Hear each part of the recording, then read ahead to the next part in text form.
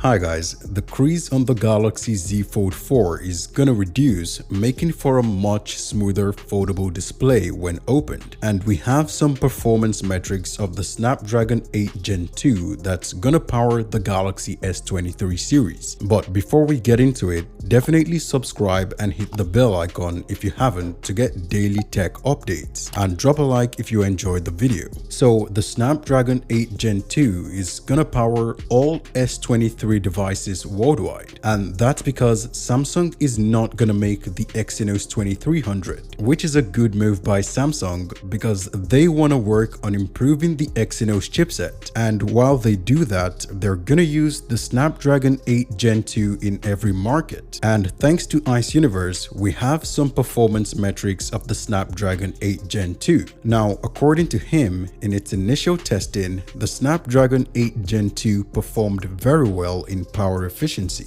better than the Snapdragon 888, the Snapdragon 8 Gen 1, and the Snapdragon 8 Plus Gen 1, which is very good news for the power consumption and battery performance on the S23 series, especially since they're rumored to have bigger batteries than the S22 series. Now, since the power consumption is improved, the chip's thermals might also be significantly better, which is going to translate to a more stable and consistent flagship performance, which is really exciting, and I can't wait to get more information about the chipset.